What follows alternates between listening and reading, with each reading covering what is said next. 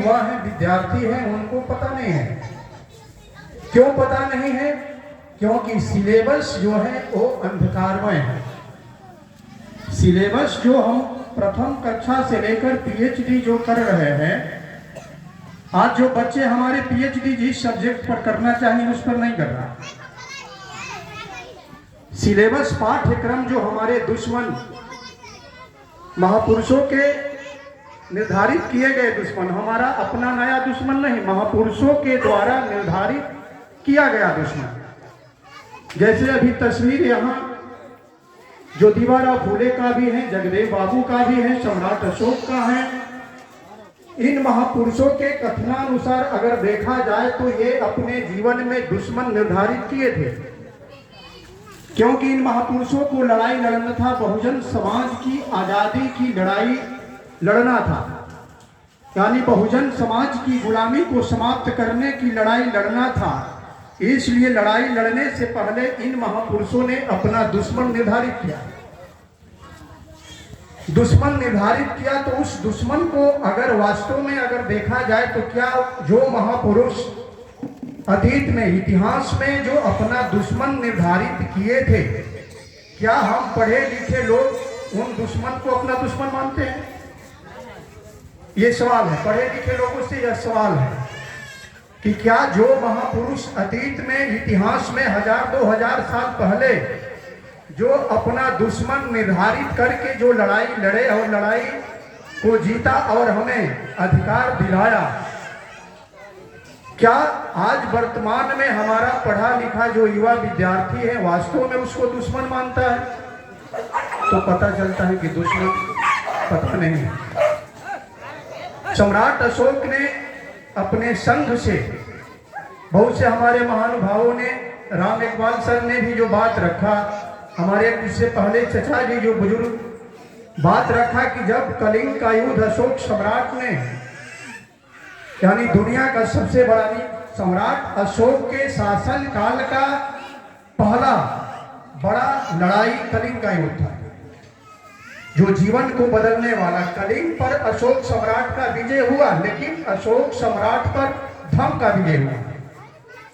भले कलिंग का लड़ाई अशोक सम्राट ने जीता, लेकिन अशोक सम्राट को जीतने का काम धम किया। धम का विजय अशोक सम्राट के ऊपर हुआ, यानी धम के प्रभाव में जब अशोक सम्राट आए तो शस्त्र वहीं पर त्याग कर दिया, जिनके शस्त्र के द्वारा लाखों लोगों का रक्त जो बह गया था। और बुद्धा के विरासत को, उस कड़ी को, जो चचा जी ने बताया कि 29 साल के उम्र में जो बुद्धा ने गृह त्याग करके जो 6 साल अपोदीपो भव के सिद्धांत पर, यानी बहुत लोगों को गुरु बनाए, बहुत लोगों को गुरु बनाकर सवाल का संतुष्ट जवाब नहीं मिला, तो अपोदीपो भव के सिद्धांत पर बुद्धा ने अपने खुद से किए गए सवाल का जवाब ढूंढा। जो बुद्धा ने खुद अपने से सवाल किया था, उसका जवाब दूसरे लोगों ने संतोषजनक नहीं दिया, तो बुद्धा ने उस सवाल का जवाब खुद ढूंढा। जब उस सवाल का जवाब बुद्धा को मतलब कि जब मिला तो घर लौटे। 6 साल के तपस्या के बाद, यानी उस सवाल का जवाब पाने के बाद जब घर लौटे, तब बुद्धा के स्वागत में सुदोधन जो उनके पिताजी थे, वो सारा दीप प्रोज्वलित करके उनका वेलकम किया गया, स्वागत किया गया, वंदन अभिनंदन किया गया। उस विरासत को, उस कड़ी को अशोक सम्राट ने जोड़ने का काम किया। जब शस्त्र त्याग किया तो बुद्धा की जो विरासत था, बुद्धा के जाने के बाद, परिनिर्वाण के बाद, अशोक सम्राट ने उस महान विरासत को स्थापित करने के लिए, और यह सोचकर कि दीर्घ काल में, यानी भविष्य में भी यह विरासत बनी रहे, चलती रहे, उस विरासत को स्थापित करने के लिए अशोक सम्राट, जो बुद्धा अपने जीवन में जो 80 साल की उम्र में 45 साल लगातार जो देशना दिए थे, धम देशना दिए थे, चारिका किए थे, भिक्षाटन किए थे और इस भारत को बौद्धमय बनाने का जब काम किए थे तो बौद्धमय बनाने में बुद्धा ने 84,000 प्रवचन जो किए थे, प्रबोधन किए थे, प्रवचन किए थे।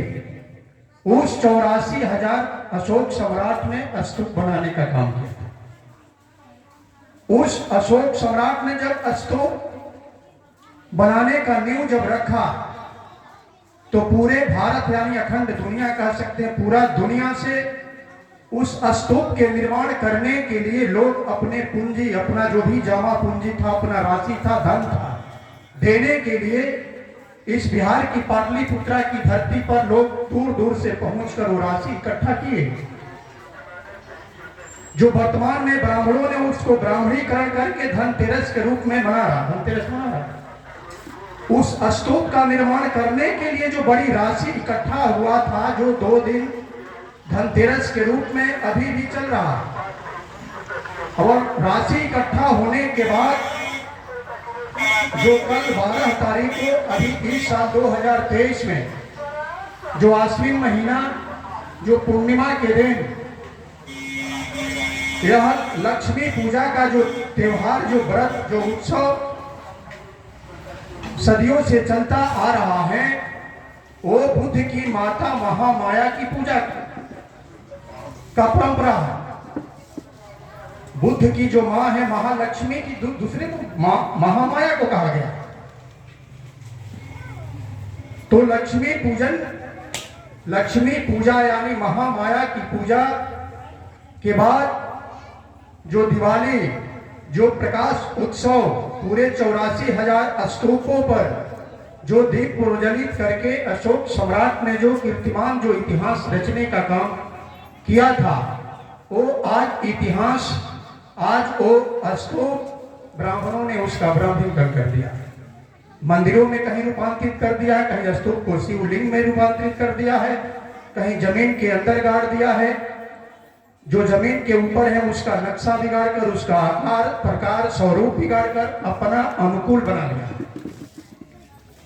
इसलिए अभी जो बौद्धमय भारत था, बौद्धमय अतीत में जो भारत था, बौद्धमय भारत बनाने की जरूरत है। अभी भारत शिक्षित नहीं, अगर शिक्षित हो जाता तो शिक्षित का मतलब बौद्धमय, भारत बौद्धमय बन जाता। यानी बौद्धमय बनाने का पहल जो खरहना गांव के जो आयोजक कमेटी के युवाओं ने जो पहल किया, शुरुआत किया, ये आने वाले भविष्य में पूरे भारत में दिवाली का जो असली रूप है, जो अतीत में था प्रकाश उत्सव, प्रकाश पर्व के रूप में भविष्य में शुरुआत होगा। ये पहल है, बहुत सालों से, मतलब कई बक्सर जिला के कई गांवों में उत्सव मनाया जाता। साथियों, अभी जो देश में शिक्षित भारत, जो सोने की चिड़िया, जो विश्व गुरु के नाम से भारत का गौरव जो प्राप्त था, उस गौरव को हमारा दुश्मन ब्राह्मणों ने समाप्त कर दिया। जिसको ज्योतिबा राव फुले ने गुलामगिरी में स्पष्ट लिखा है, दुश्मन पहचान कराने के लिए मैं ये बात कहता कि मेरे जीते जी तो ठीक है, मेरे मरे हुए शरीर पर ब्राह्मणों की छाया नहीं पड़नी चाहिए। मेरे मरे हुए शरीर पर ब्राह्मणों की छाया नहीं पड़नी चाहिए। जिंदा शरीर तो छोड़िए, जैसे ब्राह्मणों ने मनुस्मृति लिखकर शूद्र अति शूद्र बनाकर, अछूत बनाकर अपने शरीर पर उन अछूतों की छाया से परहेज करता रहा, आज भी कर रहा है। तरीका भले तरीका बदल गया है, लेकिन आज भी वो हमारे साथ भेदभाव की नीति अपना रहा। बाबा साहब अम्बेडकर ने पाटियाला में 1954 में जो भाषण में बोले कि ब्राह्मणों को भूलकर अपने संगठन और आंदोलन में नहीं रखना चाहिए।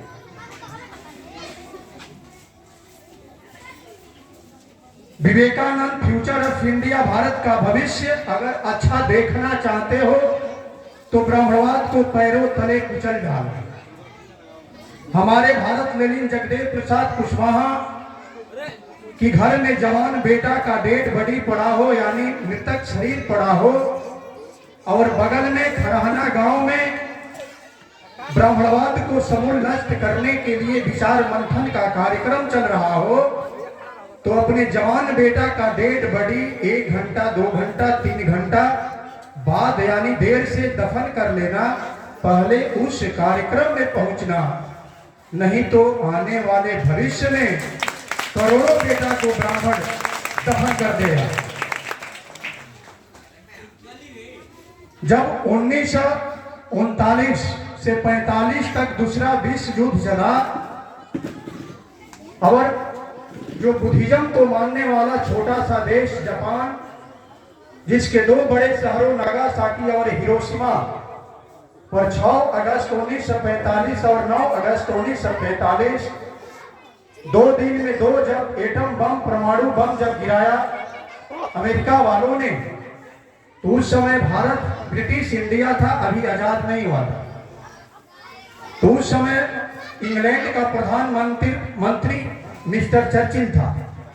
चर्चिल ने इंटरनेशनल कमेंट किया, अंतर्राष्ट्रीय स्तर पर एक टिप्पणी किया कि हम अमेरिका वाले को बुद्धिजीवी समझते थे, अमेरिका वाले को बुद्धिमान समझते थे, लेकिन जापान पर बम गिराकर अमेरिका ने साबित कर दिया कि वो बुद्धिमान नहीं है। जापान को अगर बर्बाद करना था तो भारत से 5 ब्राह्मणों को पकड़ता और जापान में छोड़ देता, जापान बर्बाद हो जाता। यानी जापान को बर्बाद करने के लिए केवल 5 ही ब्राह्मण काफी था। यानी ऐसा बहुत दूरदर्शी सोच रखने वाला मिस्टर चर्चिल था। यानी तमाम जो भी रविदास हुए, तुलसीदास जो दुबे हैं, रामायण में कहता है कि विप्र पूजी है सकल गुणहीना, शूद्र न पूजी है गुण ज्ञान प्रवीणा। उसी समय रविदास जो हमारे संत शिरोमणि तुलसीदास दुबे का जवाब दे रहे हैं कि ब्राह्मण मत पूजी है जो होवे गुणहीन, पूजी है चरण चंडाल के जो होवे गुण प्रवीण। तुलसीदास कह रहा है, ब्राह्मण की वकालत कर रहा है। तुलसीदास जो संत है, ब्राह्मण संत है, और ब्राह्मणों की वकालत कर रहा है कि ब्राह्मण भले सिलवान ना हो, गुणवान ना हो, विद्वान ना हो, चरित्रवान ना हो, फिर भी उसको पूजना चाहिए। शूद्र कितना भी विद्वान हो उसको पूजना नहीं चाहिए। उसको जवाब देते हैं रविदास जी, ब्राह्मण मत पूजी है।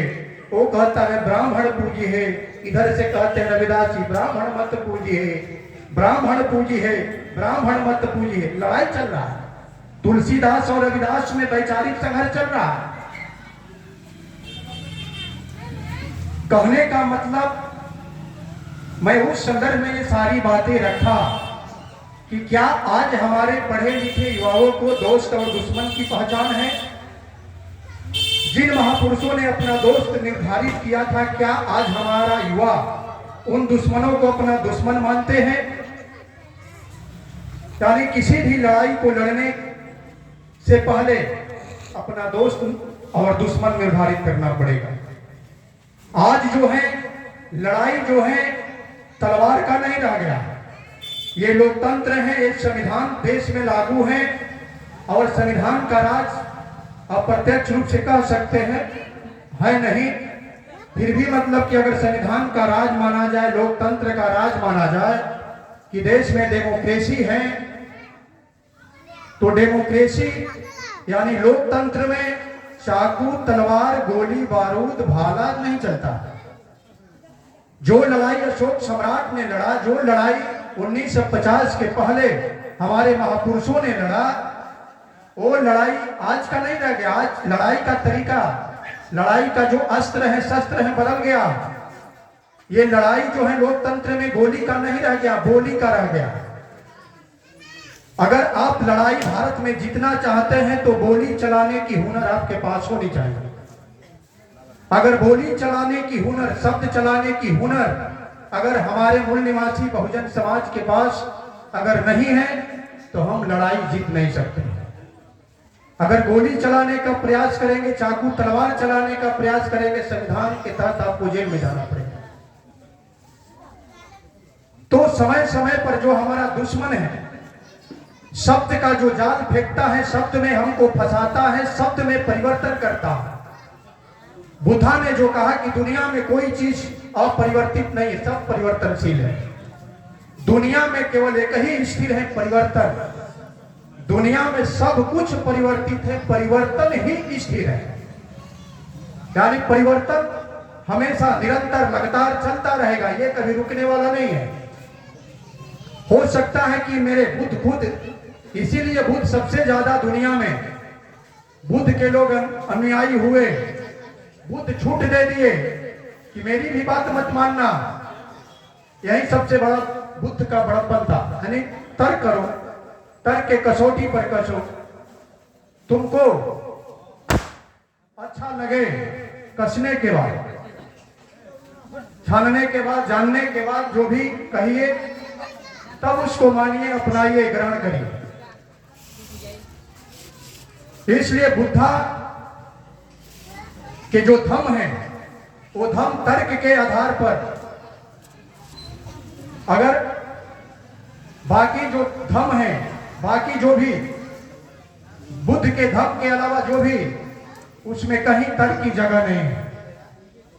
जो ब्राह्मण धर्म है, जो आज हिंदू शब्द जो ब्राह्मणों ने अतीत में, प्राचीन काल में, ये बैठे हुए जो हमारे लोग हैं, बहुजन समाज को जो बुद्धा ने नाम दिया, उस बहुजन को ब्राह्मणों ने राक्षस, असुर, दानव, दैत्य कहा। हमारे लोगों ने, उस समय के महापुरुषों ने इसका विरोध किया, खंडन किया, प्रतिकार किया।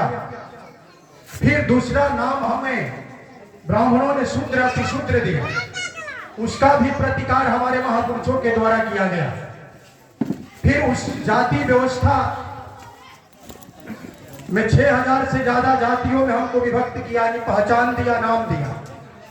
उसका भी अभी वर्तमान समय में प्रतिकार हो रहा है, विरोध हो रहा है। फिर जाति में टूटे हुए लोगों को तीसरा, चौथा नाम दे दिया, हिंदू। अब हमको हिंदू कह रहा है, यानी ब्राह्मण हमको आजादी नहीं दे रहा है कि हम कौन हैं, निर्धारित करने की आजादी हमारे पास नहीं है। समय समय पर वही हमारा पहचान दे रहा, वही हमारा नाम दे रहा कि तुम असुर हो, दानव हो, तुम शूद्र हो, अति शूद्र हो, तुम अहिर हो, कुर्मी हो, दुसाध हो, तेली हो, कानू हो, कलवार हो। अब कह रहा कि तुम हिंदू हो। ये लोकतंत्र में शब्द हिंदू को पूरे देश में महानुभावों के द्वारा, विचार परिवर्तन करने वाले संगठनों के द्वारा जब हिंदू शब्द को एक्सपोज किया गया, पर्दाफाश किया गया, तो ब्राह्मण अब दूसरा शब्द छुपने के लिए लाया, सनातन लाया। जबकि दोनों शब्द ब्राह्मणों का नहीं है, न हिंदू उसका शब्द है, न सनातन उसका शब्द है। हिंदू ये मुगलों का शब्द है, सनातन हमारे बुद्धा का शब्द है। यानी ब्राह्मण धर्म के नाम पर प्रचार करेगा अपने धर्म का, यानी ब्राह्मण के नाम पर धर्म का प्रचार करेगा, कोई साथ सहयोग देने वाला नहीं है। अगर हम कोई के नाम पर, अहिर के नाम पर अपने धर्म का प्रचार करेंगे तो गैर अहिर क्यों सहयोग करेंगे? उसी तरह ब्राह्मण अपने धर्म का प्रचार ब्राह्मण धर्म के नाम पर करेगा तो गैर ब्राह्मण कोई साथ सहयोग देने वाला नहीं है। इसलिए अपने धर्म को एक आवरण चढ़ाया, ऊपर से एक लेबल लगाया, और उस लेबल का नाम है हिंदू। हिंदू शब्द जो है एक लेबल है, एक आवरण है। अपने धर्म को छुपाने के लिए ब्राह्मणों ने इस शब्द का इस्तेमाल किया। जब सामाजिक संगठनों के द्वारा गांव-गांव में प्रचार प्रसार करके धम्म देशना देकर जब इस हिंदू शब्द का एक्सपोज किया, पर्दा हटाया, चादर जब खींचा तो देखा कि नीचे ब्राह्मण धर्म, तो फिर ब्राह्मणों ने घबराहट में, मतलब कि उसको लगा कि ये तब लोग पहचान जाएगा कि ये ब्राह्मण धर्म है। फिर दूसरा चादर, सनातन नाम का चादर फिर लेकर ओढ़ ली। साथियों, भारत में जो 9 धर्मों की मान्यता है, 9 धर्म में 3 जो धर्म ऐसे हैं जो इंसान सभी बराबर हैं, यानी इक्वालिटी को, यानी समानता को नहीं मानता। 9 धर्मों में 3 ऐसे धर्म हैं जो समानता के सिद्धांत को, यानी प्राकृतिक सिद्धांत को, यानी धम्म के सिद्धांत को नहीं मानता। धम्म का सिद्धांत कहता है कि समता, स्वतंत्रता, बंधुता, न्याय पर आधारित समाज का निर्माण होना चाहिए, राष्ट्र का निर्माण होना चाहिए।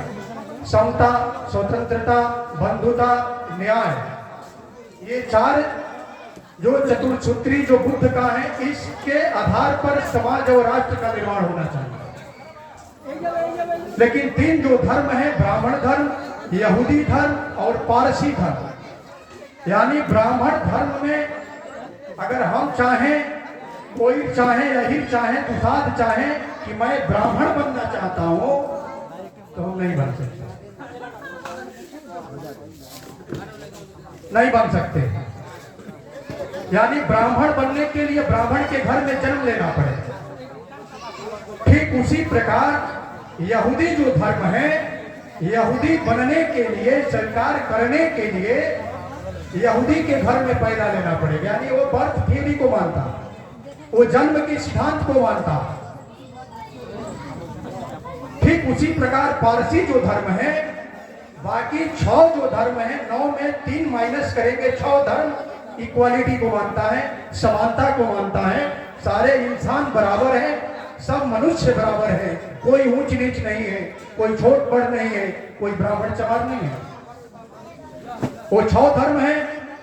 सबसे पुराना धर्म जैन धर्म, जिसको स्वामी महावीर ने, दूसरा हमारा जो बुद्ध का धर्म, तीसरा इस्लाम जो है मोहम्मद पैगंबर साहब, क्रिश्चियन, ईसाई, उसके बाद जो सिख है 5वां, और लिंगायत जो दक्षिण भारत में, लिंगायत को मानने वाले उधर कर्नाटक, तमिलनाडु में बहुत।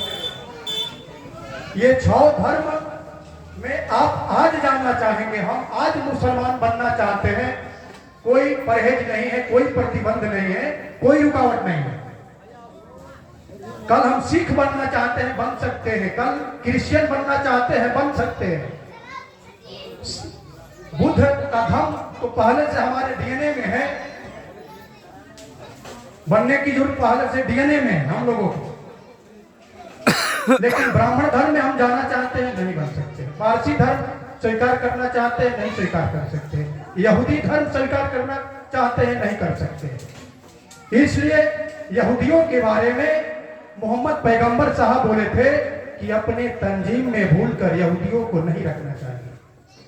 जो पूरे दुनिया को यहूदियों ने परेशान किया, आज इजराइल में टोटल जो यहूदी हैं वो फिलिस्तीन को कैसे परेशान कर रहा है, आप जानते हैं कि फिलिस्तीन ने उनको रहने के लिए शरण दिया, शरणार्थी बनाया, और शरण लेकर वही यहूदी लोग पूरे फिलिस्तीन पर कब्जा करने के लिए फिलिस्तीन के जो असल में मूल निवासी है उसको मार रहा है, काट रहे हैं बम।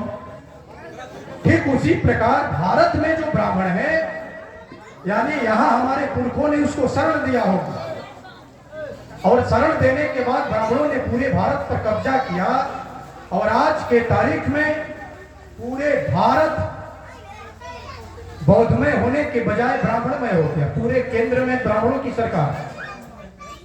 जिस समय अतीत में अखंड भारत का सम्राट हमारा चक्रवर्ती प्रियदर्शी अशोक सम्राट हुआ करते थे, आज जो अखंड आज का जो भारत है, भले छोटा नक्शा हो गया है, आज का 1947 से लेकर अब तक भारत का सत्ता व्यवस्था ब्राह्मणों के ही अधीन है।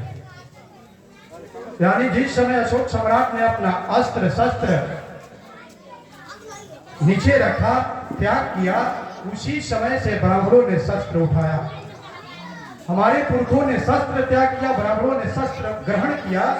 उस समय से लेकर बृहद्रथ मौर्य से लेकर पुष्यमित्र शुंग जो हत्या किया, तब से लेकर आज तक भारत गुलाम है।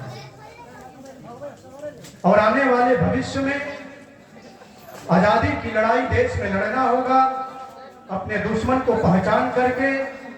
हो सकता है कि दुश्मन को पहचान करके आजादी का लड़ाई अगर हम सफल कर लेते हैं, जीत लेते हैं, तो अपने अनुरूप भारत को शिक्षित करेंगे, बौद्धमय बनाएंगे। अभी भारत बौद्धमय नहीं है, भारत शिक्षित भी नहीं है, क्योंकि सिलेबस पर हमारा अधिकार नहीं है।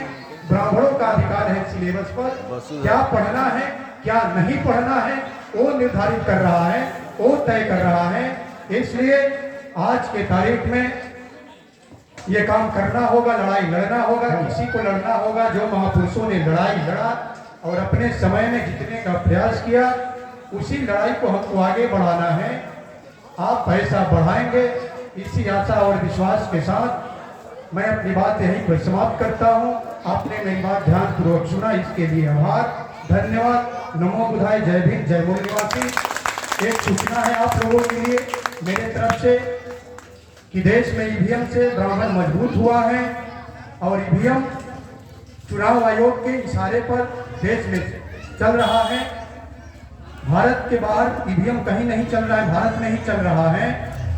वोटिंग मशीन और चुनाव आयोग के विरोध में इसी महीना 26 नवंबर 2023 को चुनाव आयोग को 5 लाख मोर्चा लेकर हम लोग दिल्ली जा रहे हैं, यानी चुनाव आयोग के हेड ऑफिस को घेर रहे हैं। ईवीएम हटाओ, नहीं तो वीवीपीएटी मशीन में जो पर्ची निकलता है उसका 100% गिनती कराओ। दोनों में से काम करो, नहीं तो ईवीएम को हम लोग बूथ पर तोड़ेंगे। 24 के चुनाव में छोड़ेंगे नहीं।